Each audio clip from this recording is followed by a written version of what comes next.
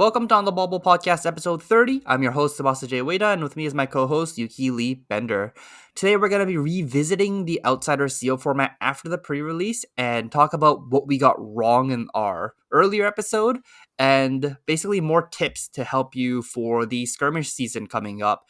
I know half of it's going to be in sealed, so hopefully our episode will be good intake for that episode. Before we do that, how was your pre-release this weekend?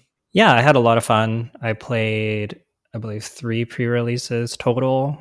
I pretty much played Azuri for almost all of it. I tried Arachne here and there. I think deciding between Azuri and Arachne is pretty interesting, but it did seem to be pretty assassin dominated. In my last pre-release, once I lost, I played Benji because I thought the pool was like kind of close and I just wanted to try it out. And I think I went 1-1 with Benji. It felt decidedly mediocre. That's fair. But yeah, I had a lot of fun. I opened a cold foil nerve scalpel, which feels like probably a pretty decent pull. I think the M's are pretty hard to get. Daggers at cold foil is very hard to get. Apparently, they're short printed more than any other card.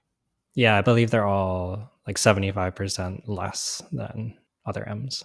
Do you want to just go into like what your records were in each of your pre-releases? Yeah, sure. I went 3-1 with Azuri in my first pre-release. I thought the pool was okay. I lost to one of our locals, Eric, with he opened Flick Knives, and the game felt kind of close. And then he had like a pretty good turn off of Flick Knives, and then getting to block with it, and I was just too low. Like the 2 life mattered a lot. Second pre-release, I went 3-2. I think I lost an Assassin Mirror to just like what felt like a better Assassin deck. And then I lost to Eric again. This time I was actually way ahead, and I think I had the stronger deck, but I accidentally sided in 2 red brush offs. Like I had them like sleeved up in case I ever played a Benji, and I guess I just shuffled them into my deck. And at one point I had him down to 1, and all he could do was like a 1-card hand, like spring loaded from Arsenal off of the Tunic, which is like a very good one card hand. And I was at 4, and my hand is 2 red brush offs and a Piece of Mind, a red Piece of Mind, and like I think like a red Feisty Locals. And I just have nothing that I can do with this hand. If I block with Feisty Locals, I have Piece of Minds and brush offs that don't do anything. Brush off can't block the 5-power attack because I have 2 of them for some reason. Like I accidentally sideboard them in, and I have to what I have to end up doing is pitch both of them to Piece of Mind and take 1 damage. And I don't get an Arsenal off Ponder because I already had an Arsenal. It was really bad. So don't play brush off. I think the red Piece of Mind like as a 1-of is okay. I really don't like the card in multiples, but the brush offs are pretty poor. Yeah, maybe better tip would be make sure you double check your deck before shuffling up. Yes. Yeah, my last pre-release went okay. I think I went 1-1 with Arachne, then 1-1 with Benji, and I ended up feeling like I should have just been playing Azuri with that pool instead of Arachne, but I wanted to try it out. Yeah, that's fair. How about you, Jay? How did your pre-release go? I only got into 1 pre-release. I played Arachne. I went 5-0. 5-0? We had 5 rounds that one. Yeah. Mm-hmm. I went 5-0. My deck was pretty insane. I think I just had the best pool within the whole room, actually. I opened 2 Codex of Inertia, and I ended up playing Arachne. The Codex of Inertia is unbelievably broken. Like, the card just... There were multiple matches where I thought I was just dead, and I just drew a Codex of Inertia, blocked with 3 cards, played the Inertia just as my last card, and started to get in for damage. Got the Ponder token, got the Arsenal, get a 4-card hand again. It was just like got me back in the game. And then because I had 2, there was a game where I had to draw both back to back essentially, and I did, so I won the game. So it's yeah, I think my initial impression of this format, at least in sealed, is the codexes are quite broken.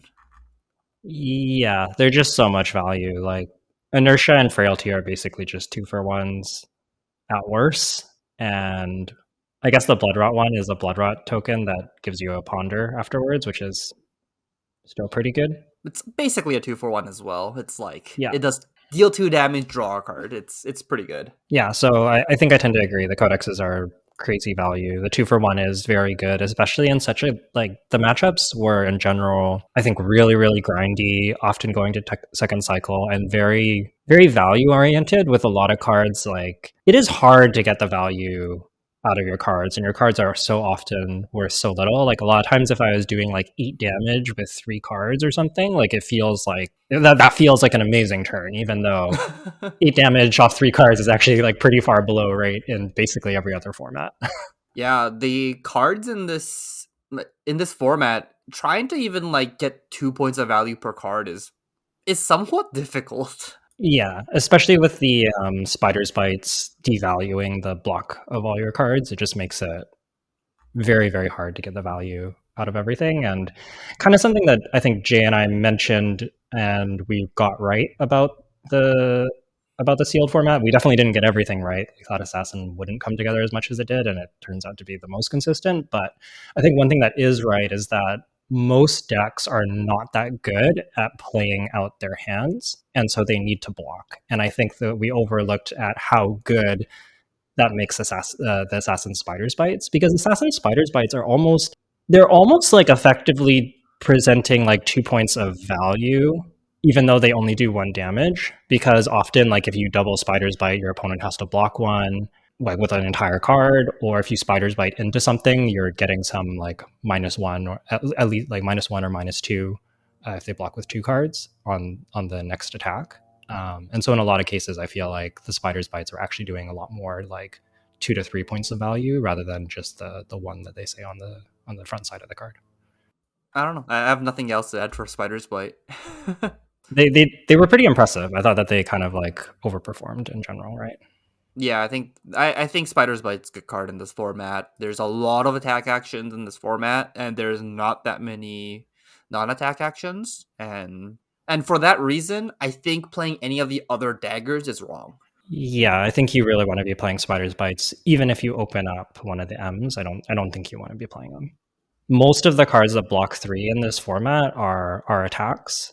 And I think that the any of the block 3s that aren't attacks are really premium. So that was maybe like one of the big takeaways I had from the weekend was that all of the block 3 attack reactions are nuts, regardless. Like the text almost doesn't even matter on the card, although the text was often pretty relevant, especially on the reds.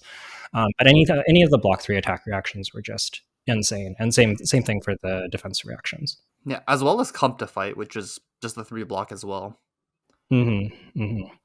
One interesting interaction with the reaction specifically is a lot of people are playing red feisty locals, which is the 0 for 3 that if it's blocked by an action, it gets +2. I think that the card in general is actually pretty playable in sealed, especially in Azuri when you can attack reacted in. It's not like amazing, but it's like a solid role player. But being able to block that with a reaction and not trigger the +2 is really, really good. Ah, I didn't even realize that. Yeah, that's true. That is true. Wow, that's pretty funny how the attack reaction and I guess the defense reactions as well is pretty good against that card. Yeah, for some reason I realized the defense reaction and I didn't realize the attack reaction right away, but then it came up in a couple of my games and I was like, "Oh." I'll say that the hands where you have a block 3 that doesn't get affected by spider's bite feel significantly different than the hands where you don't have access to that, because when you have that, you can largely just ignore the spider's bites and then block with those unconditional 3 blocks. Whereas if you have a handful of attacks and you cannot play them all, you're kind of often forced to block one of the spider's bites somewhere. Yeah, that is true. That is true. I was playing Arachne, so I actually didn't come across that problem too often. I was able to play out my hand pretty consistently. My pool, as I said, my pool was very above rate by a lot. I had Mhm. 5 red 3 stealth cards, which helps a lot in just playing out my hand, honestly. Mhm. And I had multiple. What is that card called? Scrap into pieces? No, that's not what it's called. Is Scrap it the to. 1 for 4 Yes, that that's the gets one plus for 1 and four. go again if you banish a Yeah, 1 power? I had two of those, I had a red and a yellow one, and just multiple blue stealth cards that I just wanted to block with just to give that card go again. Honestly, like, a lot of my hands were just like, my opponent would attack me, and I'm like, I just need to block with this card, so then my hand is smoother, like a blue Yeah. infect or something like that. Just like, please, I need to throw this in my graveyard so that I get these bonuses later in the game. Yeah, that's a good point. You don't really want to be playing them as cards most of the time. The one value is pretty weak. Hmm. So I think one question that I had come up myself and also some of the players at the event were, I think everybody understood that Assassin's really powerful, but I think some people were trying to decide, like, how do I choose between Arachne and how do I choose between Azuri? So like when do you think you want to be, let's say, Arachne over Azuri? Or like how do you make the decision of which one you want to be? I'll go first. I tend to just think that Azuri is better than Arachne, in sealed at least, where we don't get like a very high density of 0 for 3 stealth cards. And if you just don't have a high density of 0 for 3 stealth cards, I feel like there's no reason to be Arachne. And you lose one life for being Arachne as well. And Azuri's ability is going to be somewhat relevant, more so than Arachne's a lot of the time. And giving a yellow stealth card go again is not that good. So I think I would just default to Azuri if possible. Yeah, I think I tend to agree that Azuri is where you want to be most of the time. The attack reaction ability actually really overperformed. I thought pretty consistently. If nothing else, in the end game, you could often, like, if your opponent's at 3, you could often just present a stealth attack and sort of make them respect your 6 power, which I don't think they always should, but I think that there's like a very strong temptation to respect that 6 power. And you just get like a whole card in Arsenal worth of value out of it when they do that. And I think even if that's all that it does that once in the game, it's like already pretty strong.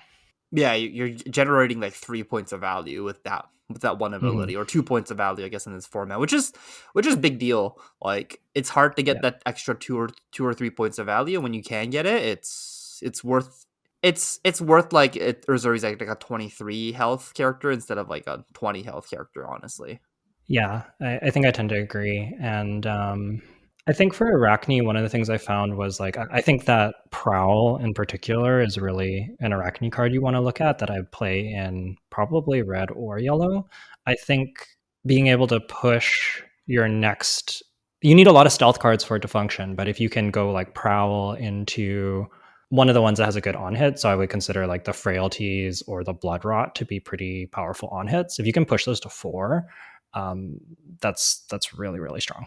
you need to open prowls. Like, and Yeah, honestly, like, the yellow prowl is still not that great. So like, it really yeah, needs to be the red prowl, red and blue prowls. yeah. I mean, I think I'm still pretty happy playing the yellow, especially if you have strong reds. But I agree that the red and the blue are the most desirable ones.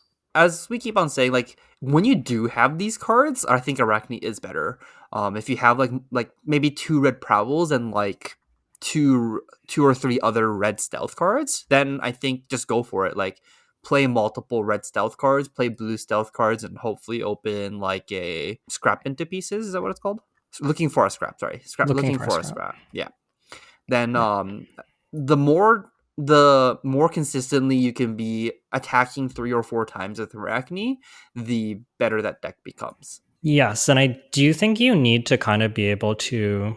I think one of the things that really struck me when I was playing my sealed pool, my most recent sealed pool on the Monday, where I played 2 games as Arachne and went 1-1, was that even though I think I did have 5 red stealth cards and quite a number of attack reacts to pair with it that were pretty good. Like I had 2 spikes, for example.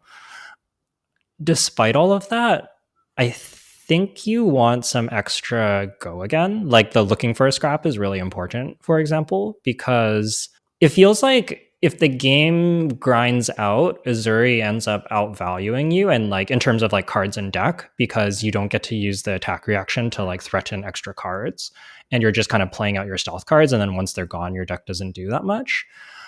So I think that you really do want multiple ways to go wide and to feel like you're actually going to be able to close out the game in order to be Arachne. And I think that if you just have this like okay-ish Arachne pool, like it's still a fine deck, but when you play the Assassin Mirror, Azuri is gonna preserve cards in deck a little better than you are, which is tough.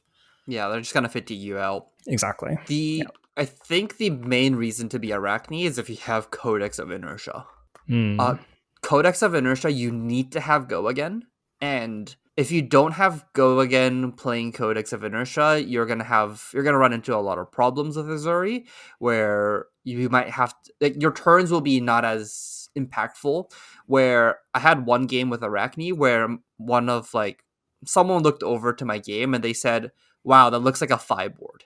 Like I had Yeah. maybe like 7 cards on the what's it called on the chain link, and I was like, and then my last attack was an attack for 6, so it was like 3 stealth, play inertia, get another card, looking for a scrap 4 again, spider's bite 2 for 1, attack for 6 from arsenal with codex, and it was just like, and then draw a card arsenal, and it's just, Yeah. you can do some very broken things. Yeah, and I'd imagine Frailty also. Like, I think Frailty will Yeah, play well in either Assassin, but I think similarly will have probably stronger play patterns with all the Go Again. let's move on and talk about.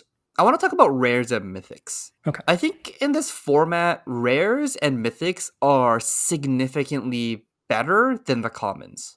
Yeah, and this is something that I think a lot of people familiar with Magic are maybe used to in that game, but we haven't really seen in Flesh and Blood. Like, often the powerful commons are really good. Like, you think back to even as recently as Dynasty or Uprising. Uprising.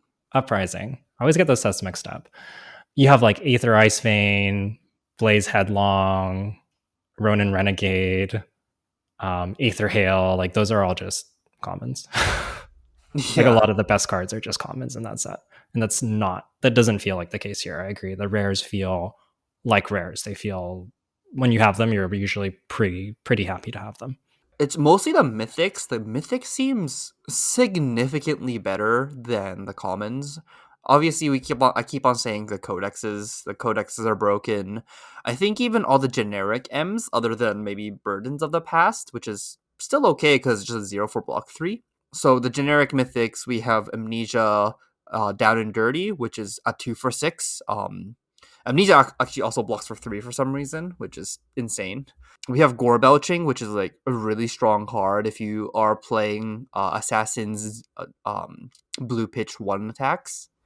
Give and Take is Mm-hmm. a fine card if you just want to not fatigue. It's Premeditates, Insane, and Ranger. It's just like, all of these cards are like, unlike an Uprising where we were saying stay away from the mythics, just don't play it, or get them late, get them on the wheel kind of thing, and then play them if it works.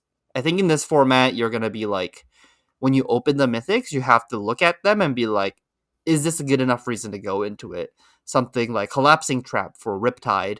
It's we had one player at the pre-release do pretty well with Riptide, where basically he was collapsing trap people and then fatiguing out after they lost like 2 or 3 cards from their hand. Is there even a bad mythic in this set? There's a few. Like, I think Amplifying Arrow is, or my spoiler card is not great in this limited format. Um, Oh, we have the ninja some of the ones. equipment is not great. Yeah, the ninja ones seem kind of. Yeah, some of the ninja M's are pretty medium. I guess like the Benji one's not bad. Wander with Purpose. Yeah, I think Wander with Purpose is a pretty good card, honestly. But Visit the Floating Dojo, that card's a little bit bad. It's probably okay in draft, honestly.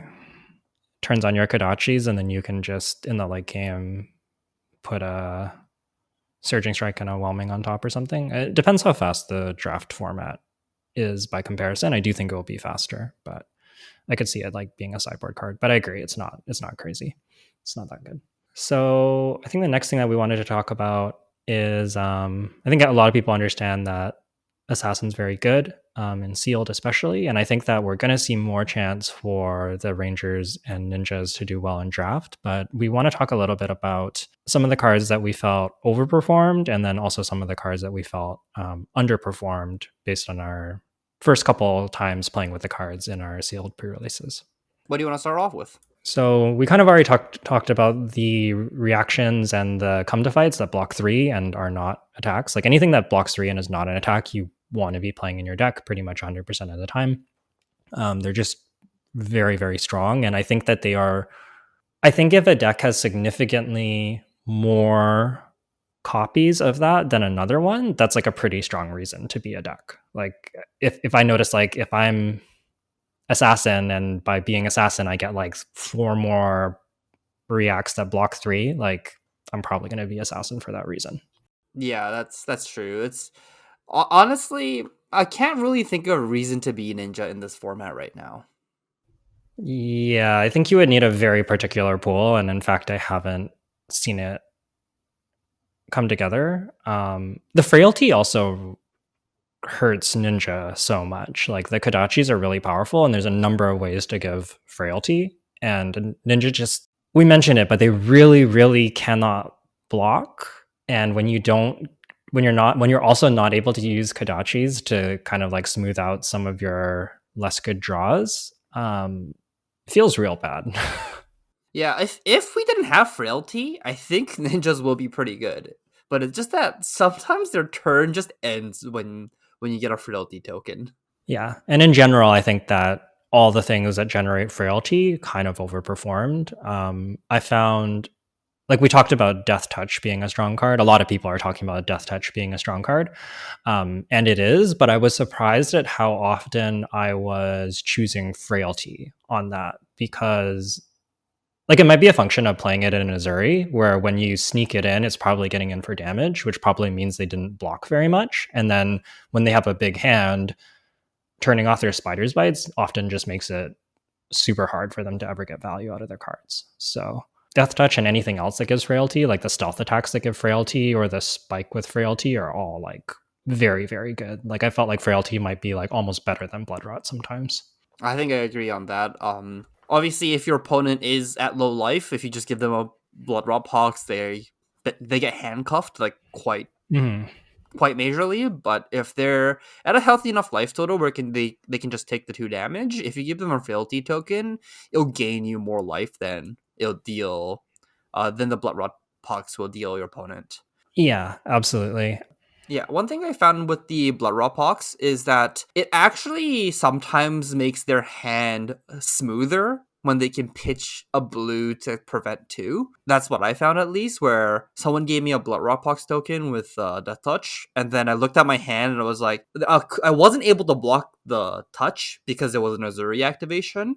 And then now my 2 block blue card that it wasn't really, it turns into a spider's bite or a pitch it to prevent 2. And then I'm like, wait, I just pitched this end of my turn, prevent 2. And then like the value of my hand got better because they gave me a Blood Raw Pox token. Where if they just gave me a frailty token, then my hand would have just, then my blues would have rotted in there. And honestly, I would have had to attack for with the spider's bite for 0 just to get the blues out of my hand anyways. Yeah, I think I agree with all that and had similar experiences. The other thing that came up for me a number of times was because Spider's Bite costs 2, if you pitch a blue, you often have 1 floating. And if you end up getting a Blood Rot, like this happens largely with Blood Rot Trap, because it happens on your turn and you're not expecting it. If they Blood Rot Trap you and you get very good card, by the way. But if you get that Blood Rot on your turn, you can often just activate one of the, what are they called? Is it the Seeker's equipment? Is that what they're Yeah, called? they're called the Seekers. The generic Seekers prevent 1. Yeah. Yeah, so you often just have 1 floating because you like dagger, have 1 floating, attack with a stealth card and Azuri it in. And then you can just pitch that 1 to the Seekers before. You have to do it before your end, because like during end phase when Blood Rot triggers, you actually don't have priority. So technically you have to do it before, but then you just get to opt 1 and prevent 1 damage and get value out of that Seekers, which again feels like it kind of mitigates how good Blood Rot is. Like Blood Rot's still very good, but I just was impressed at how good Frailty is. Let's move on to talk about some other cards. You gonna move on to, let's say, Hurl. Hurl's a card that was I think was one of my favorite cards.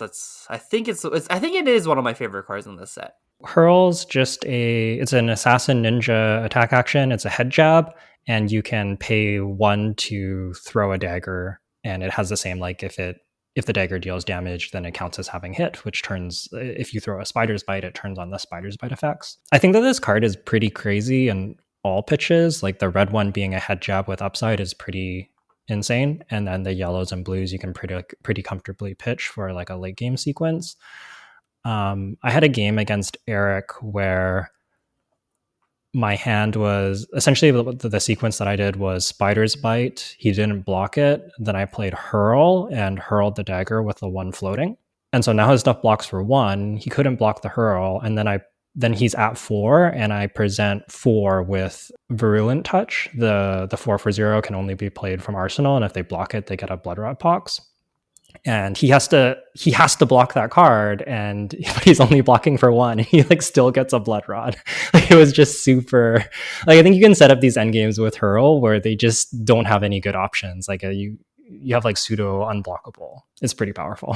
Yeah, and the damage from Hurl's hard to stop. Like you need to have a Yeah. Seekers, and a lot of the times, a lot of people don't put in multiple Seekers, and I think it's right not to put in multiple Seekers, even if you open them. But it's real, right? Like it's the one damage unblockable is pretty real. It matters a lot. And one thing I'll say about the Virulent Touch, which I mentioned in that line, is the blues and yellows were real good. I felt like they were almost better than the reds, just because you get to pitch them, and then you kind of have this really funny mini game in the end game where you can attack with a stealth card, and you just have like a blue Virulent Touch in your hand, and if they double block it and you give them a Blood Rot Pox, it just feels like such a blowout. And if they don't block it and they're chipping damage and you get an arsenal, this thing that's unblockable, that's like also really good in the end game. So I actually found like the blues and yellows coming back second cycle to almost be just better than the red ones. I didn't open any touches, so I didn't get to play with it, but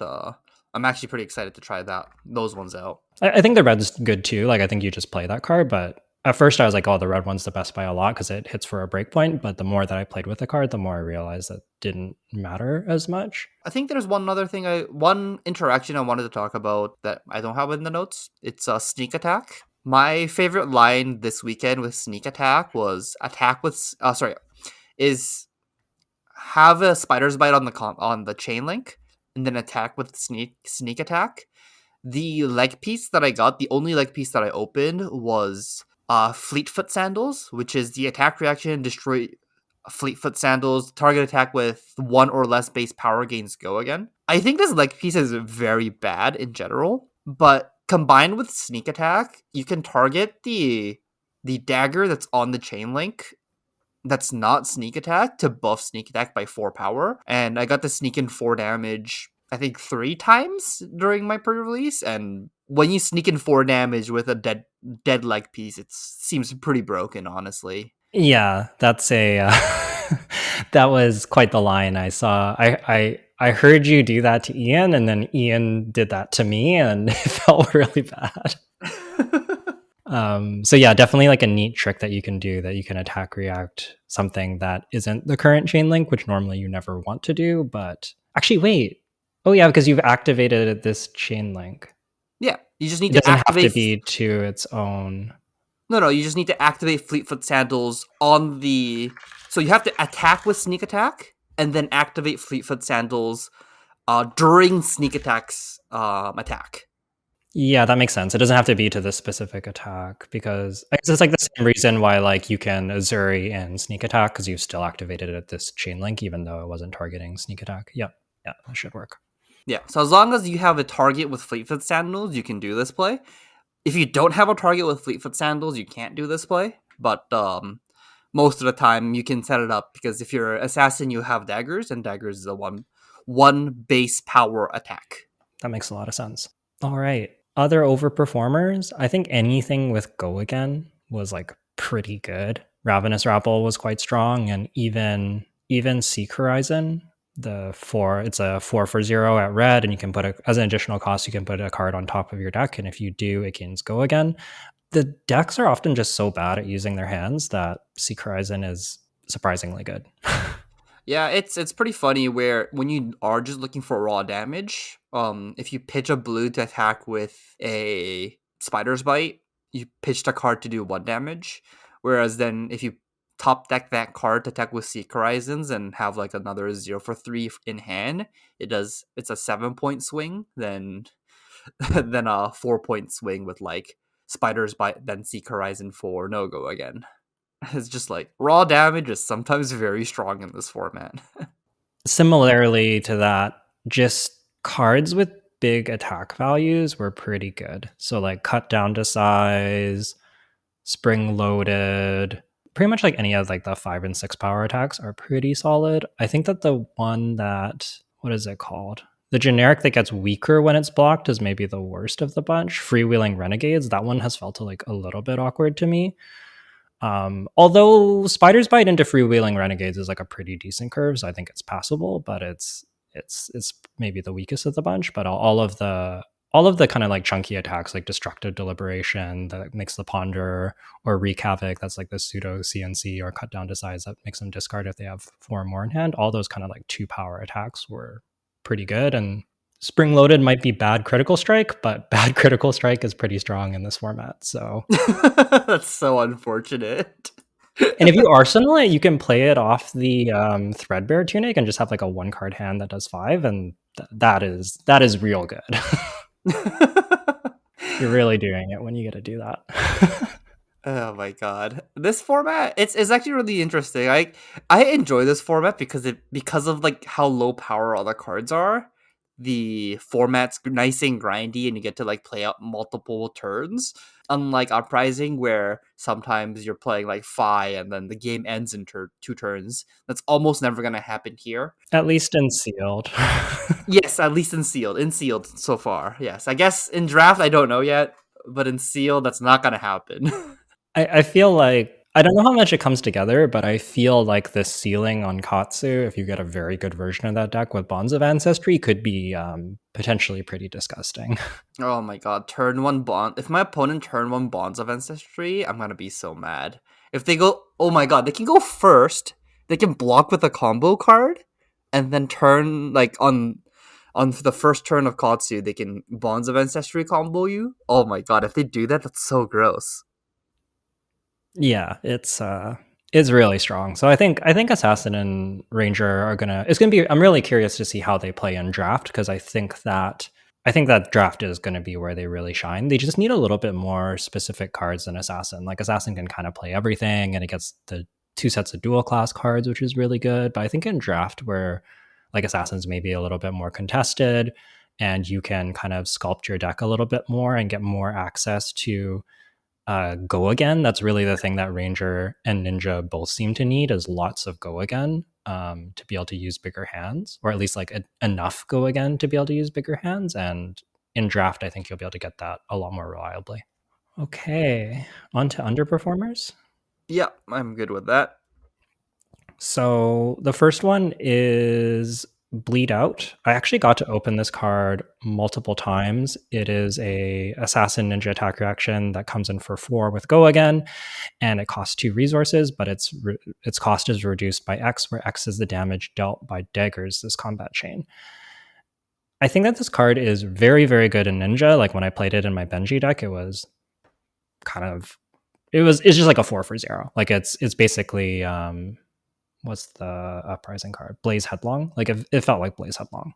But specifically in Assassin, where your daggers are expensive, this card is really awkward because your opponents are also incentivized to block your daggers. So if you like, it often makes your turns bad, because if you pitch a blue to dagger to get the cost reduction on this and they block it, you can't play this card anymore because it still costs 2.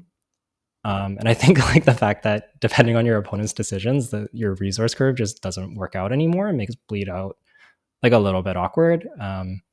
It's still playable. You can play it with like Shorp and Sharp on your dagger to push through extra damage and get the cost reduction. So I think you can play this card, but it's just be careful with it. It can be quite awkward. Just looking at this card, if you just like remove that line of text, like the first 3 lines of text, this is a 2 for 4 go again. It's not that good. And I think it's like really different in Ninja where they don't want to block your daggers compared to Assassin where your daggers cost 2 resources and they do want to be blocking it. Like that is a massive, massive difference. So I think it is more of an Assassin card than it is more of a Ninja card than it is an Assassin card. That's very fair. That's very fair. I guess if you are like really looking for playables, it's okay, but would be wary of them. Yeah, like I think the red one specifically is playable, especially it especially does pair well with Shorp and Sharp, where if you can go like dagger, dagger, they block the second dagger, then you Shorp and Sharp to attack react over it, and you probably push like at least 2 damage because if they block with a 3 block on your dagger, then you'll be blocking for 2 because the first dagger hit, and then you'll get in for 2 extra damage. So it's like very Shorp and Sharp makes this card a lot better, and I think it is something to. It's powerful enough that it's worth setting up, but I think you want to be looking for stuff like that rather than just like throwing it in your assassin deck because it looks like a good card. I think another card I want to talk about related would be Plunge. Plunge is really bad in Assassin. I actually like the blue one to turn on looking for scraps, but the red and yellow one, I feel like they're pretty weak. This one is a 1 for 3 go again, and when it hits your next dagger this turn gets +1. But the on hit to give it +1 is very hard to like making a spider's bite hit for 2. They just block it, and it didn't it or they just block the plunge because you have to attack with the plunge before your spider's bite. So in Ninja, I think this would be a lot better, but in Assassin, I wouldn't be looking into playing too many plunges in your deck. Yeah, I think you can play a few. I found the red one to be like okay. You can just mostly because it fits nicely with the dagger, so you can do like 3. They want to block it, then 1, and then you can like play a stealth card in Azuri or something like that. So it can be okay as a way to kind of push damage in the late game and push multiple attacks, but It's a little awkward. definitely a little awkward. Like it's not. It feels more like I would say like a 30th, like a 29th or 30th card, except that I think in this format you're often playing maybe like 35 ish cards, 35 to 40. I think you end up playing this card just because you need more than 30 cards in your deck. Oh, I guess we didn't even talk about that yet. Let's talk about that first. Mm-hmm. How many cards are you playing in your deck right now? I think around that 35 mark. I was playing more like 40 for a little bit and playing some like to get to 40, I was often putting in some like pretty weak cards. Like maybe I put in like a blue destructive deliberation, which is like the 3 power make a ponder on hit. And that's just these like really mediocre 2 costs attacks or like these really mediocre attacks that don't have much upside unless you are desperate for the blue you don't really want to have in your deck. And I was finding that when I had 40 cards, while it mitigated fatigue, like I wasn't decking out, it also just meant that I was drawing a lot more bad hands. And I think you don't want to be playing like truly awful cards, but if the card is close to playable, I think you probably want it in your deck is what I would say. That's fair. That's fair. What about you? As I said, I only had one pool. My pool was, as I said, it's very above rate. I played exactly 30, and then I went up to 33 against the Riptide Fatigue deck. But that's also just because I wanted to draw my Codex of Inertia as early as possible. And I didn't want any of like the yellow stealth cards. I just wanted every card to have like high enough impact and just play out my whole hand to do as much damage as possible. And my deck was very good at converting every card into like 3 points of damage, which was somewhat insane, honestly. Yeah, that makes sense. I think the more streamlined your deck is, the more you want to run like 30 or close to 30. Yeah. Yeah, like I didn't want the yellow 3 blocks just because like my deck was better than that, right? Like I could convert my cards into 3 points without doing that. So then, and every time I Codex of Inertia from the top of my deck, a bad card I can't play, that's truly awful. So I wanted to mitigate that as well. And I think this would only work if you have 30 cards that are going to convert into 3 points of damage every time. When it does, I think you just play 30 cards. Don't fall into the trap of playing bad cards in your deck if you can just put 30 premium cards in your deck. Yeah, and I think this is kind of like part of what I was talking about, where I think you don't want to put a lot of the like two blocks that don't have much upside. I think you really want to avoid having these in your deck because as much as fatigue is a concern, if you do play somebody that has like a little more streamlined deck, which I think if it's like a longer sealed event, like a skirmish that's coming up and you get to a later round, you can expect to see a pretty strong pool. Like I would lean towards their pool being pretty good. If you're just drawing all these two blocks, like they're just so bad to block with, especially if there's like even one spider's bite and then you're using this card to block for one, like you won't fatigue, but you will just get run over if they're even close to on rate.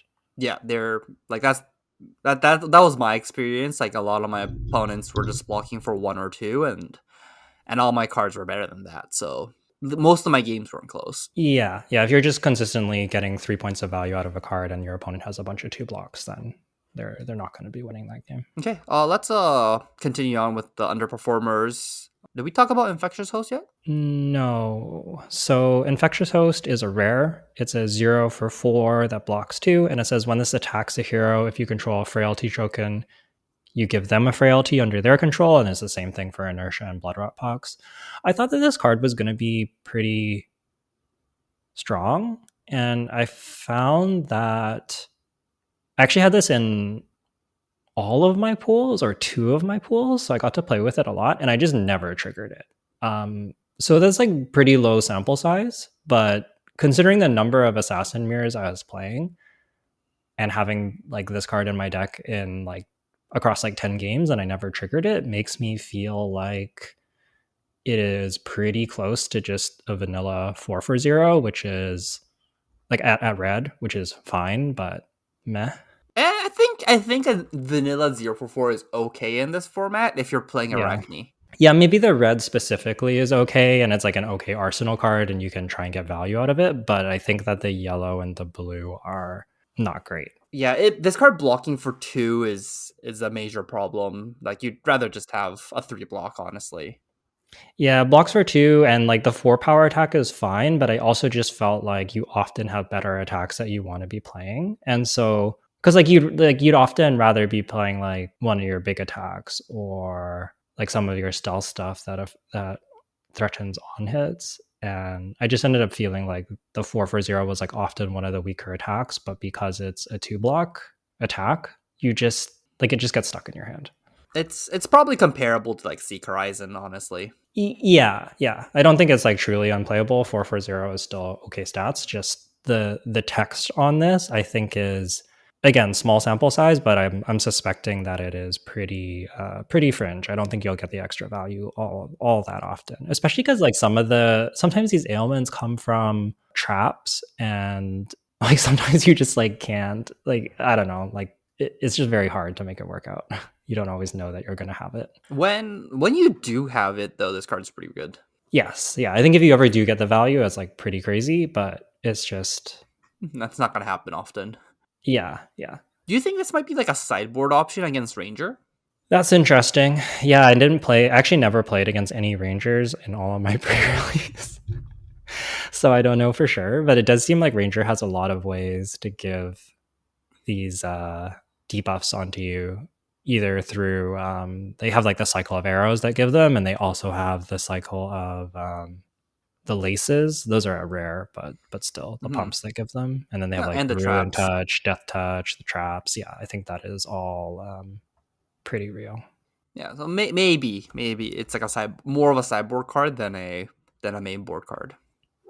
Yeah, I think so. And I think similarly, toxicity, pretty good ranger card, specifically in Azalea. That the losing 5 life if something hits and you can like give something dominate is a real way to close out a game and in matches that can go to fatigue. So I think Ranger has some cool stuff, but yeah, needs very specific cards to work. Yeah, more excited for it in draft than in sealed, honestly. Yeah, I had a number of cool pools that were really close. Like I had a pool with some very good pumps, and then like I think I had like 6 or so pumps that were pretty good, and then I had just not enough arrows, and then I had one that had like it had the most broken arrow pool I've ever seen. Like I think I had 4 red withering shot, the one that gives frailty on hit, and I had like two yellows or something. That just 4 red arrows seems broken. and a lace. But I also think like the frailty is like particularly good. But then I realized that because I only had 2 pumps, like all my deck is ever going to be doing is attacking with 1 arrow per turn. Like I just didn't have any go. I had like 4 cards with go again in my pool. So Oh, I see. and it's not like I could play like 40 cards. Like I was like pretty close to 30, and it was just like I'm just gonna fatigue out. So yeah, I think Ranger needs like very specific stuff.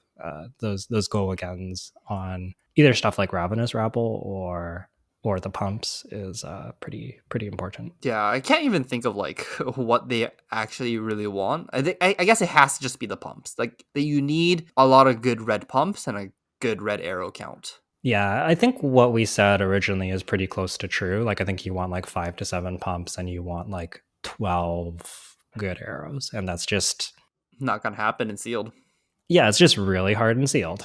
It's actually even like the same thing in Tails. If you think back, like Lexi didn't come together that much in sealed either. Did it ever come together? I don't think I've ever had a Lexi pool in sealed.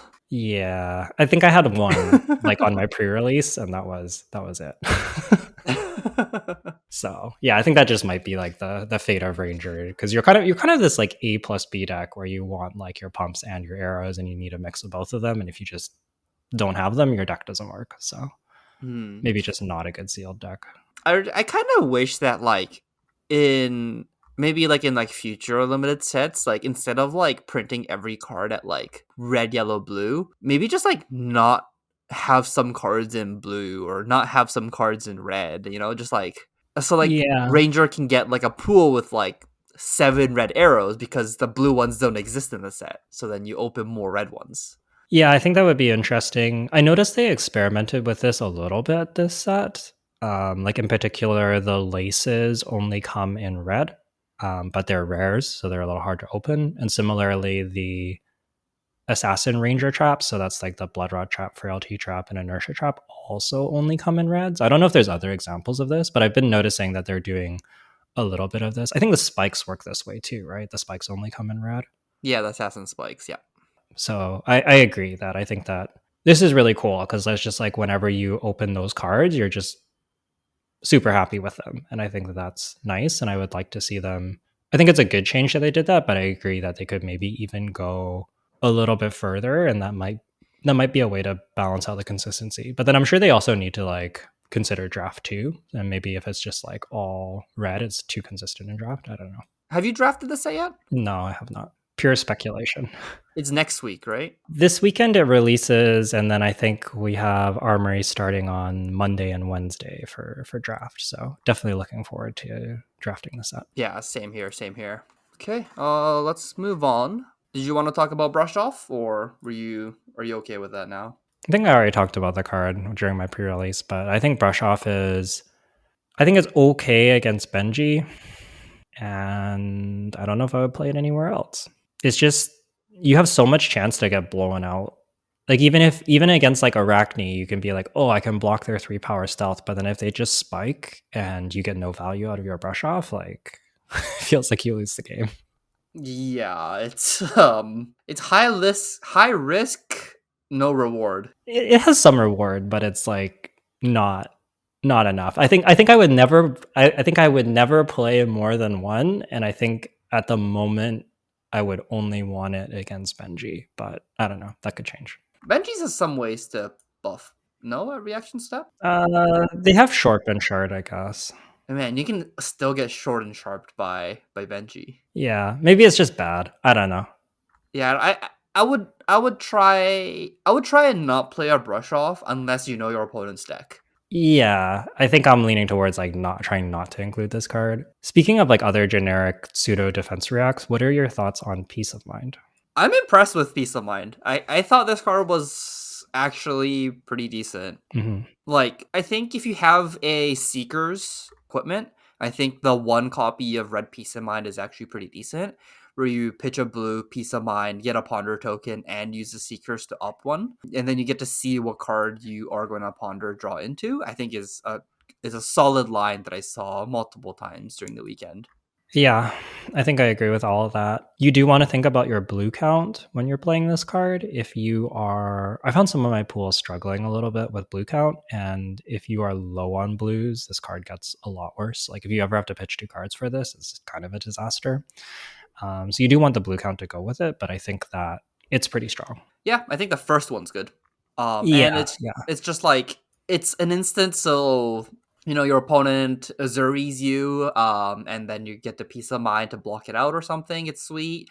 I think just like this card is fine. It's not like it's not good. Like I'm not saying peace of mind is like an insane card in this format, but I feel like your opponent's not going to respect this card that often, and when you have it when they don't respect it, you can blow them out, which is I think is a good. I think is which makes this card a yeah, I agree. And I think I agree with what you said about it. Like one copy is good. And I think a lot of that is just you really never want to draw two of these together. If you do, you're going to have a bad time if you draw because two red peace of minds, oh no. yeah, because like the red one doesn't pitch to play the other one, and you can't make use of double ponder even if you like pitch your two cards to play. Like it's just really bad. So I think in general that's like a very good rule for people to keep in mind is that if there's a card that you never want to see in multiples, you probably just shouldn't be playing two, especially you shouldn't be playing more than one, especially unlimited where your deck is only 30 cards. Like it's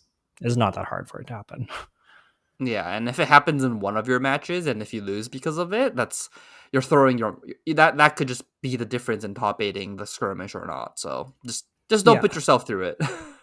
Yeah, even if it's like I don't know what the percentage is, but even if it's like 3% of hands it comes up, like 3% is a lot. Like if putting a card in your deck lowers your win rate by 3%, that is huge. That's like actually really big. Yeah. So, yeah, just throwing numbers out there. I haven't done the math on it, but don't play two. Okay, let's move on to the off meta decks that you can play in this format. I want to talk about Riptide a little bit. Riptide, if you have exactly Collapsing Trap, I think this deck is pretty real in fatiguing your opponent out. You can just play like a 40 card fatigue deck. Just make sure all your cards block for 3 or 2, and then you just block everything. Have some red arrows, so then you can, have a 2 card hit for six hands, which is decent. You just play all of your 2 for 6s, and you just force your opponent to block, and then you block out with all the rest of your cards, and you end up fatiguing your opponent as long as you have like 5 or 6 cards more than your opponent. I seen this deck come together once. One of our local guys put it together, and you know, the deck was good. I almost died to it. He just hit me with like just big enough arrows, and I was down to 1 life. I ended up winning that game because I top deck Codex of Inertia into Codex of Inertia, and then the card I put into the arsenal with the Codex Inertia actually bricked his arsenal, and then like I high rolled him too hard. Honestly, I probably should have lost that game. Like if he just drew a trap in like to the arsenal or in his hand that deals 1 damage to me, I'm dead because I was at 1 life, and he didn't. So I took it down. But yeah, that game was too close for comfort. Okay. Yeah, interesting. I haven't played as or against Riptide at all, but I could see it makes sense to me that like a pool with like if you can play enough cards, you have some traps, you have lots of good red arrows. I think he'd like still even kind of like some pumps in Riptide. Like they're not bad to have. Yeah, like if you have the pumps on the turns, like you can line them up, right? Like if you don't have to just always block, but I think just as a default, like if you just like try to block out Arachne and like just take the 1 damage from the spider's bite every turn, it's not they don't do too much damage. Or like the other way around against Azuri, like if you're blocking with like a bunch of your defense reactions, like the spider's bite's not really debuffing those, so you can find ways to block a bunch of damage from Missouri pretty well. That makes a lot of sense to me. I think that my ranger pool, I had a number of close ranger pools, and it felt like even though ranger doesn't come together as much, it felt like it came together more than ninja did. Ninja felt just really hard. Like you just I think if you're Benji, you need basically all good go again cards in order to have that deck be a real deck. And if you're playing like even like a few kind of mediocre cards where you might not be able to get value out of your hand, it's a huge problem, especially when everything blocks two and then gets debuffed by spider's bite. So really is blocking more like one. Like you need to be able to very consistently just dump out your entire hand. And if you can't do that, yeah, I don't think Ninja's where you want to be. And I think similarly, Katsu needing the combo lines is pretty rough. I guess if you just open like the amazing surging gust wave Bonds of Ancestry with Mask of Many Faces Katsu deck, like maybe you can get there. I just don't know how realistic that really is. I never saw it all weekend. Honestly, I think if you open 3 red surging strikes, I think it's enough. Like you might just be able to get people with 3 red surging strikes. No, it's not enough.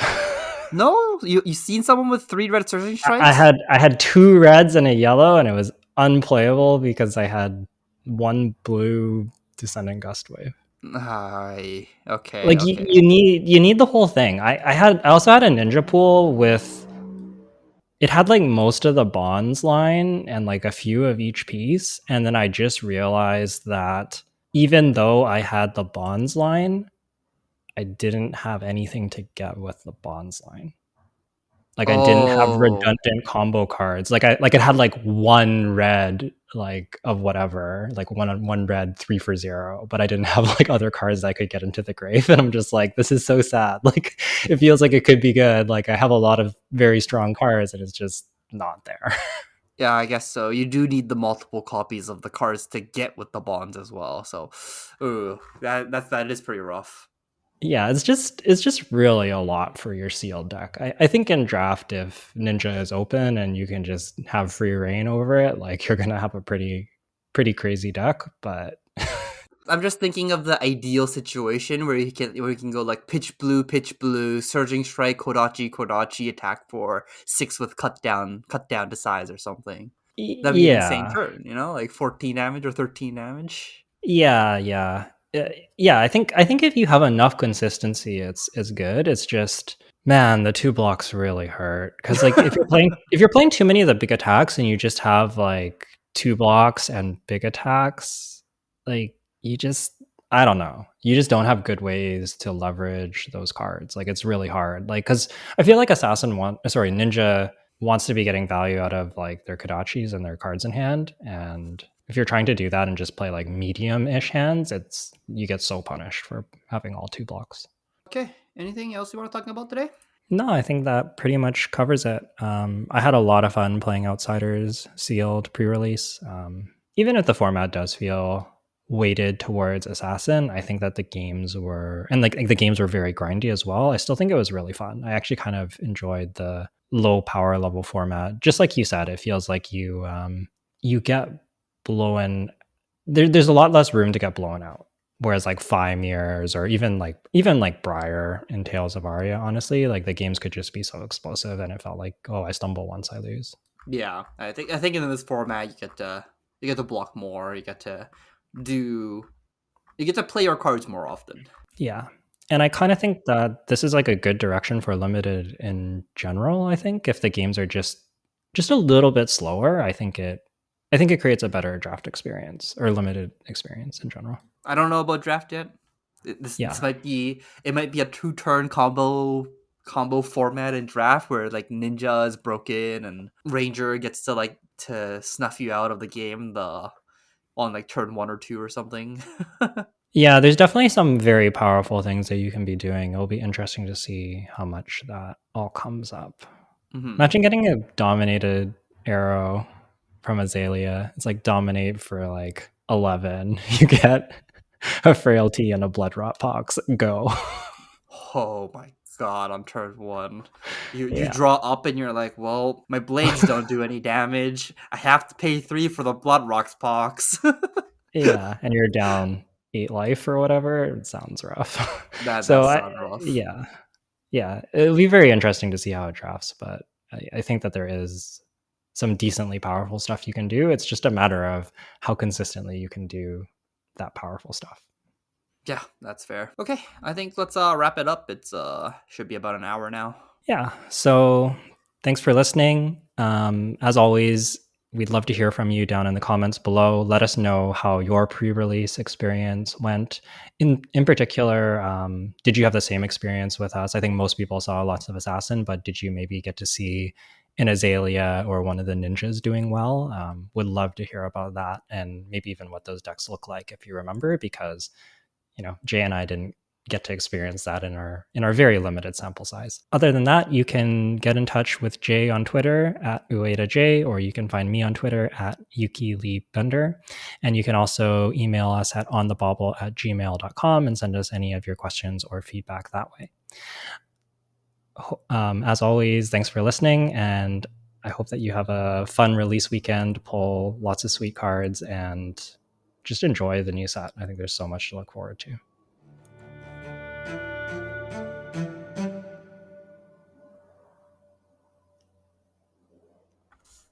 Are you going somewhere this weekend? Are you going to the East Coast this weekend? Yeah, so I'm actually leaving on Thursday, flying to Toronto, and then Nia's driving me to Chicago because flights to Toronto were cheap and flights to Chicago were not cheap. So that's why I am going very far out of my way. But anyways, I think it's about like a 7-hour drive from Toronto to Chicago, 7-8 hours. What's the format? It's going to be CC, and all the new cards are going to be legal. So it'll be right on the release weekend, and it'll be kind of the first major tournament with all the new cards. This is I think it's called the Fab Brawl. It's run by Realm Games, and they're collabing with MinMax Games. I think MinMax is actually hosting it, but it's like a series run by Realm Games that feeds into their invitational at the end of the year. It's a 5K with, I sort of mentioned it before, but it's just a 5K with gold foil and PTI for first as well. So pretty decent tournament. Do you know what deck you're playing already, or are you gonna test that out like throughout this week, essentially? Yeah, I'm continuing to test. I would say that I'm pretty likely to play Lexi, but I think Azalea is also very strong. I imagine I'll go with one of the Rangers. For a long time, I thought I would explore Ranger and have Icelander as a backup, but I don't know. The Rangers feel really good. I think that they might be the decks to beat, and especially in first week when there's maybe I think a lot of people are kind of aware that Ranger's strong, but I think that with lists not as solidified, just if we're able to put together a more tuned Ranger list than other people, I think that that's a pretty good spot to be. 6 codexes? Yes, 6 codexes. Codexes are good cards. Yeah, I'll let people guess which ones, but the codexes are real good cards. Yeah, I'm. It's not that good of testing, but I'm like sometimes playing Azuri on Talishar, and the 3 codexes pretty good. I might go up to 6 codexes as well. Are you running frailties right now? Yeah, Yeah, that makes a lot yeah. of sense. The card is just like gross. Like it's just so gross. Yeah. Yeah. I've been on the receiving end of some Azuris going Codex of Frailty into like either Command and Conquer or Leave No Witnesses. They both feel terrible. Yeah, it's the gross part is like if you get the attack with Spider's Bite first, and then if they Yeah. take it, you attack with Command and Conquer. You look at your hand, you're just like, I lose my arsenal no matter what, and a card in hand, and I can't block it out. I give you all my armor, and then I start losing to Surgical Extraction late game. Yeah. It's the fact that it puts a card in Arsenal to target with your Arsenal hate is is really, really strong, and then it draws you a card on top of all of it. If that wasn't enough. Yeah, the Ponder token's great. Just make sure you have Crown of Providence just in case. Yeah, and I think one of the tricks with a lot of the Codex decks is trying to build your deck in a way where most of your cards are reasonable in Arsenal. Like obviously there's going to be like better and worse arsenals, but for example, like I don't know, like I haven't really been trying that much Azuri, but like if some of your blues are stealth cards and you can like use them to stealth stuff in, and it's like sort of like No, it's like Yuki. two resources that you can arsenal. That seems okay. Every blue in the deck is a stealth card, other than the reactions, and then the reactions you can still play from Arsenal is great. Yeah, see, exactly. Blues that you can play from Arsenal, very good with Ponder. Yeah, as well as just honestly, just Crown of Providence is insane. Yeah, yeah, very true. Crown of Providence, just turning your mediocre card into another random card is usually pretty good. Okay, I think that will wrap it up for the sign off. Good night, everyone. Enjoy your release weekend if you're getting up to any events or just experiencing the cards for the first, well, I guess the second time if you did pre release, but still. Yeah, be curious on the pull rates on some of the mythics because I know that's a little bit more rare this time around. Yeah, it does seem like they lowered it a little bit, which I think in theory should shift some of the value out of L's and into M's, which feels like an okay place to be. Yeah, I think either or is fine. The market will figure that out, and we'll see. I'm just wondering how much the Marvel card is going to be worth in a little bit. Yeah, that would be interesting to see. They seem like they might be pretty rare. Yeah. All right. Good night, everyone. Good night.